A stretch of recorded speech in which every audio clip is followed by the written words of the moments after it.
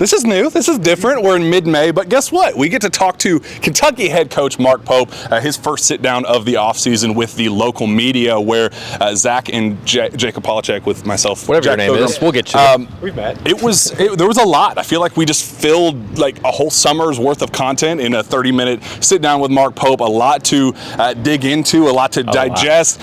Mark Pope at the end was like, you morons didn't ask us about St. John's. Why did we, that's like the biggest storyline of the offseason. So a lot of different stuff, so much so that we had to hold off on talking about St. John's because it was that eventful press conference. He sure went out of his way to do that. But first reaction, first thing that jumped out at you in our 30-minute sit down. Wow. So, yeah, he talked a lot. There was a lot of stuff. They're like, the St. John's thing, honestly, wasn't even on my radar until he brought it up. I was like, oh, yeah, that's right. They are playing Rick Pitino this year because there was that much stuff. Most of it was player-based questions, like how's Ortega doing in the process? What was your roster building plan? He touched on pretty much everyone except for, like, Cam Williams, I think, was probably the only guy that actually didn't get like a mention directly. Well, we will give you the mention that you deserve, Cam Williams. Shout out Cam Williams. I do think Cam Williams can have a big future here. But yes, I think one of my biggest takeaways was the Jasper Johnson quotes were very interesting. I immediately I was like, whoa. Yeah, it was more of a he said, I think Jasper Johnson's going to be a superstar here. And then he basically said we need him to be a superstar. He used the word need, as in Jasper Johnson needs to be great here. So he has very high expectations for Jasper Johnson.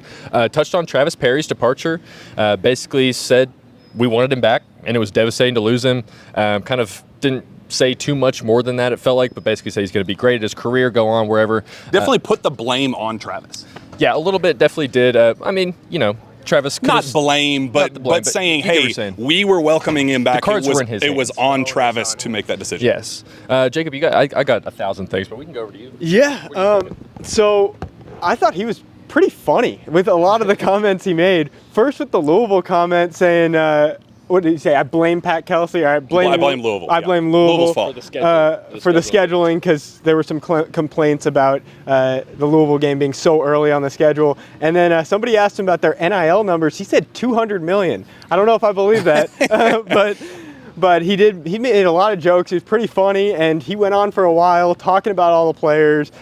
He gave some really interesting comments on the house settlement and how that's affected things because he basically talked about how they have a contingency plan for everything. Whether things pass, things don't pass, they're prepared for it all. So I found that really interesting. Zach, I guess the most immediate news for us is Otega Oweh, and he's going to the draft combine. He's there right now. We'll be competing the rest of the week. Scrimmages start tomorrow. Talked about what he does extremely well right now, better than anybody else, the physicality, getting downhill, finishing at the rim, while also acknowledging that he has some room for growth with, playmaking and he mentioned that word a couple times. Defense, and there were a couple things that he said, like he's unbelievable as a talent right now, but he could take his game to another level by returning to Kentucky. Nothing that he said in his 30 minutes indicated that there was any worry about Otega maybe keeping his name in the draft and having to find a contingency plan for a backup plan to Otega. Yeah, the playmaking thing really stood out to me because he mentioned it a couple times. And a big thing with Oweh last year when we were talking to Pope was getting him to play off 2 feet. And part of playing off 2 feet was being a better playmaker. And so I don't think Pope maybe saw the development throughout the season that he wanted to. So that was something he was really harping on. And honestly, it's not a skill that's going to translate well for Oweh right now at the NBA, so that is a main reason to come back. Jaylen Low is also going through the NBA draft process, still technically. Was not invited to the combine, so, I mean, does he even need to do an announcement for a return thing at this point? Probably, because I guess he kind of does. It gives us something to write about, so yes, please, Jaylen, please, yes. Yeah, so that could come at any point, honestly, but I thought this was an unintentionally funny bit from Pope where he basically said that Pittsburgh was trash last year. He said Pittsburgh was terrible last year. He said Jaylen Low just wants to come and play with more talent, is what he said. And then he was talking about how Jaylen Low had 90th percentile and toughest shots in the country. Like, he was shooting the 20th percentile why were his of shots so tough? Yeah, like he was very indirectly saying that, man, Jeff Capel did a terrible job with that team at Pitt last year, and they stunk, and that's why Jaylen Low was really excited to be here. So, but didn't really talk about the process for him or anything like that. There was just so many things like that we could have. There were so many different questions I wanted to bounce off and ask. You jumped in with your is the roster finished question. You want to talk about that for a second? Yeah, because pre Reese Potter, he went on John Rothstein's podcast and said that we're going to scouring the planet right now to find a couple more pieces. Added Reese Potter since that conversation, a couple more indicates that there's some room. And he said that there's some flexibility there. Said, I'm not allowed to talk about some of that. clearly a house settlement situation, and Jacob, if you want to dig in on that a little bit more, I think it's the 13 to 15 roster. We're at 13 right now with Otega-Oweh. If there's room for growth beyond that, it's when the settlement gets finalized and you have 15 spots to use. So then he could add 2 more pieces beyond that. So I think he kind of is in a holding pattern until there's some clarity with that. But definitely made it sound like he was totally comfortable with the 13 guys he has right now. And if these are the 13 that we roll into the season with, he's totally confident in their ability to contend for a national championship. Hey, JB, you got any thoughts on that or anything else you want to chime in? Yeah, I think that he's in a unique situation. Kentucky's in a unique situation where most of the top portal guys have already committed elsewhere, but now you're going into the high school season with some big-name guys who aren't playing AAU basketball, maybe hinting at a reclass, maybe not. And so I would think that if they do fill another spot, it's potentially with a reclass, but right now it's hard to say who could make that jump right now. Yeah, and of those people, Tyron Stokes will be on campus in like 3 days. 2 days. 2 days. Any overlap there? Anything to, we'll be on the recruiting trail this weekend. Drop a boom during that. Yeah, give us a little boom. I don't have any booms to drop right now, but him visiting is boom enough right now because he is #1 player in the 2026 class. There was some talk about a reclass. Right now I'm hearing that's not in the cards, but you kind of hear that throughout guys' recruitments until they actually do. If he does it, we'll probably know very late in the process, but he's visited Kansas, he visited Louisville early last fall, and so Kentucky will be his 3rd official visit, and he's really the one high school guy that they're really focused on in 2026, and then they're going to start moving towards some of these other guys like Caleb Holt, Tay Kinney, getting those guys on campus for official visits. Zach, I'd say on that note, asked about the Purdue exhibition game, about NIL, he said, we basically want the smoke in every facet. We want the biggest NIL budget. We want the best talent. We want the hardest schedule. Clearly, you don't say those things if you're not confident in the group that you've signed, the 13 guys that he does have right now. But I thought that was one of the bigger standalones and takeaways of this press conference as well. Just kind of the, I'm ready for any and all smoke that comes my way because, I really like this group. Yeah, and kind of going off that, he was big. I mean, he's been harping on it since he got here, but like the why you play for Kentucky thing, like how that was at the very first of his, or like that was kind of the start and the end of the recruiting process with these guys, was the importance of playing for Kentucky and knowing that, look, like, yeah, we want all the smoke. We've got the #1 team coming to Rupp for a preseason game. We're going to have 5 or 6 non-conference top 25 teams in. He was joking about having $200 million in NIL, but he said we want to have the most NIL money because that means they're doing something right. If they're being able to draw in all this money, that means they're probably winning a lot. So he really embraced all that. Definitely snuck in. I don't know if we hit double digits on the beautifuls and specials on the specials, but I think we got very close to it. So he was definitely hammering home the classics. Anything else really stand out from you from this? I do want to note on that note about the importance of being at Kentucky.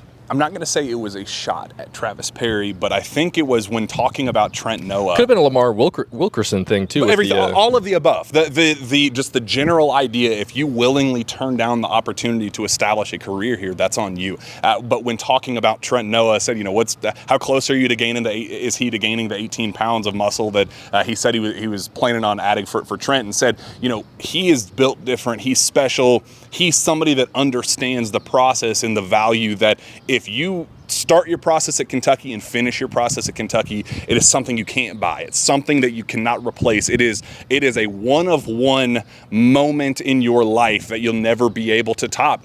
And obviously to do it to talk about the importance of that with Trent Noah and how good he can be, said he was going to be a special player, all those things, but really used it for a bigger talking point for him where the Travis Perrys, the Lamar Wilkersons, the guys who had the chance and decided to turn it down, or like especially Travis Perry, who was here, saw the value of it in year one and a really special year for the program, and then left that opportunity. I think it was like hey, we accept it. We understand why, you got to do what's best for you, but just know that you'll never be able to the grass is not always greener on the other side. And I thought it was like, hey, that's a bold power move that Mark Pope decided to make. Yeah, he talked about what's your life going to be like 20, 30, 50 years from now, coming back to Lexington after being a Kentucky Wildcat.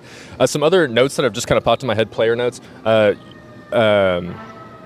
Yelovich. Yelovich. He kind of indirectly mentioned that there's still a process, I think, to get him eligible. I don't think that's, from what he said, we'll have to go back and listen to it, but he didn't come out and say, like, yes, he's already got the waiver, he's ready to come over. It sounds like there's maybe still some more steps with that. Said that they're working really well together to get him cleared. But it doesn't seem like there's anything actual roadblocks, and also he's still playing in his postseason, so he could potentially keep playing if his team makes the finals. They'd play until like mid-June, and players start to come in like early mid-June as well. So we'll see how that all actually kind of adds up. Diabate and Aberdeen, he mentioned both of those guys. This guy, Mark Pope, loves Mo Diabate. Like, started talking about just like family character and all that first, and how much he wants to, just be a part of Kentucky and everything, and then just really loves the versatility that he's going to bring. Aberdeen talked about bringing a big fat ring from being I thought that was a good quote. That's a big fat ring on his finger from being a national champion. And then talked about Malachi Marino as well. Do you want to chime in on his thoughts on Malachi? He had some good stuff on him too. Well, I wanted to chime in on some of the international stuff that you talked about, because I want to piggyback off of what I said previously. The one kind of caveat I have to this is the international stuff, because you're going to hear about the 26s, you're going to hear about maybe the guys that reclass to 25, but the international stuff they're going to keep very quiet, because a lot of these guys are under pro contracts and they don't want to burn a lot of their teams that they're currently playing for. So that's why the Yelovich situation happened so abruptly, and that's why if they add another international player, it will probably happen pretty abruptly. That's what I wanted to add. As we house settlement stuff in the 13 to 15. Yeah, interesting stuff. Anything else you want to add before we wrap this beautiful rapid reaction up in May? Well, he did mention Marino. He's talked about how he's basically every day, because Marino's been doing a lot of camp stuff as well over the last few months. He basically said that NBA scouts, college evaluators are just loving him more and more every day. And that does kind of seem to be the media buzz, just when you see his name on Twitter and things like that. He's always seems to be one of these just kind of unexpected standouts, kind of being like a more, I don't know, flat-footed isn't the word, but for lack of better terms, that's someone who use kind of like a 7-footer in that regard. Any other players that we've missed that he touched? I think Cam Williams was the only guy that he didn't really. I'm trying to go up and down the roster. Talk about Jaylen Low and how good. A little bit of Jaden didn't really say an update on that.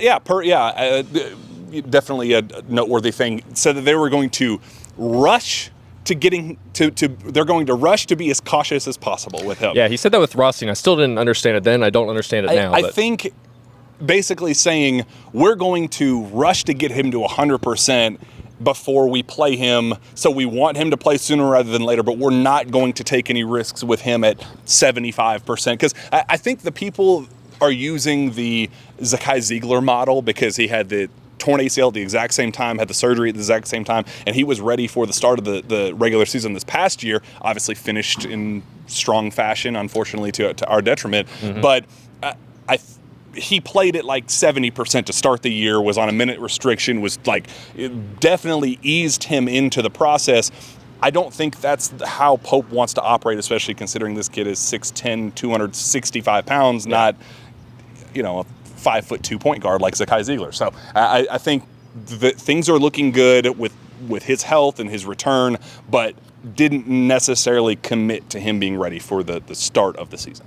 Yeah, which I think is what we're all kind of expecting at this point. So it wasn't too newsy in that regard. Jacob, anything else before my eyes curl up inside themselves and shut entirely? Yeah, I really don't have much else. My eyes are hurting right now as well, so I'll leave it at that. Cool. Well, perfect. For Jack Pilgrim, for Zack Geoghegan, for Jacob Polacheck, and for Mark Pope. Shout out Mark Pope. I remembered my name this time.